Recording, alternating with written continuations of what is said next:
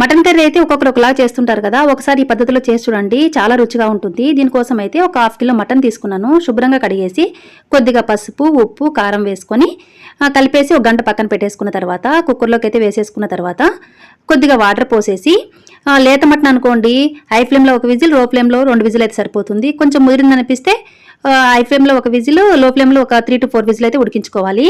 ఇప్పుడు అది ఉడికే లోపు అయితే మసాలా కోసం ఒక మిక్సీ జార్ తీసుకొని పచ్చి కొబ్బరి అయితే యూజ్ చేయండి, చాలా బాగుంటుంది. కొద్దిగా పచ్చి కొబ్బరి, కొద్దిగా అయితే కాజు తీసుకున్నాను. 2 యాలకులు, ఒక మిరియాలు 10 నుంచి 15 వరకు తీసుకోవాలి.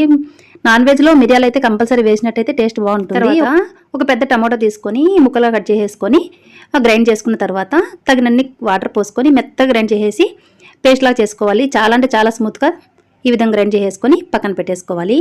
ఇప్పుడు మసాలా అయితే రెడీ అయిపోయింది కదా, ఇప్పుడు ఒక కడాయిలో కొద్దిగా ఆయిల్ వేసుకోవాలి. మీరు ఆయిల్ కొద్దిగా ఎక్కువ వేసుకోవాలనుకుంటే ఎక్కువ వేసుకోండి. నాన్ వెజ్లోకి అయితే ఎక్కువే సరిపోతుంది, కాకపోతే నేను తక్కువ వేస్తున్నాను.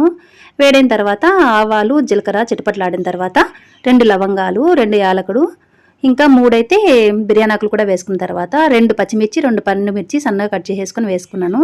తర్వాత పెద్ద ఉల్లిపాయ తీసుకొని సన్నగా తరిగేసి ముక్కలు కట్ చేసుకొని వేసుకున్న తర్వాత కరివేపాకు కూడా కొద్దిగా వేసేసుకొని ఫ్రై చేసుకోవాలి. ఇది తొందరగా ఫ్రై అవ్వడానికి ఇందులో అయితే కొద్దిగా సాల్ట్ వేసుకుంటున్నాను. ఈ సాల్ట్ వేసినట్లయితే ఉల్లిపాయలు అనేవి తొందరగా ఫ్రై అయిపోతాయి కదా. ఈ విధంగా సాల్ట్ వేసుకున్న తర్వాత కూడా బాగా ఫ్రై అయిపోతుంది. ఈ విధంగా బాగా ఫ్రై అయిపోయిన తర్వాత ఇందులో అయితే ఫ్రెష్గా దంచి పెట్టుకున్న అల్లం వెల్లుల్లి పేస్ట్ కూడా ఇందులో అయితే వేసేసుకొని అది కూడా అయితే ఫ్రై చేసేసుకోవాలి. అల్లం వెల్లుల్లి పేస్ట్ కూడా ఈ విధంగా బాగా ఫ్రై అయిపోయిన తర్వాత మనం గ్రైండ్ చేసి పెట్టుకున్న మసాలా ఉంది కదా, అది కూడా ఇందులో వేసేసుకొని బాగా పచ్చివాసన పోయేంత వరకు బాగా ఫ్రై చేసుకోవాలి. ఈ విధంగా దగ్గర పడేంత వరకు బాగా ఫ్రై చేసేసుకున్న తర్వాత గ్రేవీ అనేది చాలా అంటే చాలా బాగా టేస్టీగా ఉంటుందండి. ఒకసారి ఈ విధంగా ట్రై చేయండి. తర్వాత ఇవి కూడా ఫ్రై అయిపోయింది కదా, ఇప్పుడు పసుపు కొద్దిగా, కారం కొద్దిగా, ఆల్రెడీ మనం పచ్చిమిర్చి వేసుకున్నాం కదా కాబట్టి కారం తక్కువగానే వేస్తున్నాను. ఇంకా ధనియాల పొడి 1 స్పూన్ కూడా వేసేసుకొని 1 నిమిషం పాటు ఈ విధంగానే ఫ్రై చేసేసుకున్న తర్వాత మనం ఆల్రెడీ మటన్లో సాల్ట్ వేసుకున్నాము, ఫ్రై అయ్యేటప్పుడు కూడా సాల్ట్ వేసాం కాబట్టి అది సరిపోదని ఇంకొద్దిగా వేసుకుంటున్నాను. సాల్ట్ అనేది ఎప్పుడైనా కొద్దిగా తక్కువగానే వేసుకోవాలండి. తక్కువైనా పర్లేదు వేసుకోవచ్చు, కానీ ఎక్కువైంది అనుకోండి చాలా ఇబ్బంది. ఈ విధంగా చూడండి బాగా ఫ్రై అయిపోయిన తర్వాత తగినన్ని వాటర్ పోసేసుకొని బాగా కలిపి మూత పెట్టి మగ్గనివ్వాలి.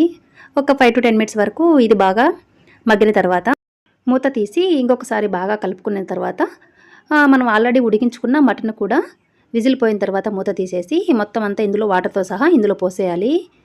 మటన్ కూడా చూడండి మీకు ఒకసారి చూపిస్తాను, పర్ఫెక్ట్గా అయితే బాయిల్ అయిపోయింది. ఈ విధంగా మరీ ఎక్కువగా కలపకుండా జస్ట్ బాగా మిక్స్ అయ్యేలా కలిపేసేసుకొని మూత పెట్టి ఒక 5 మినిట్స్ పాటు సిమ్లో అయితే ఉడికించేసుకోవాలి.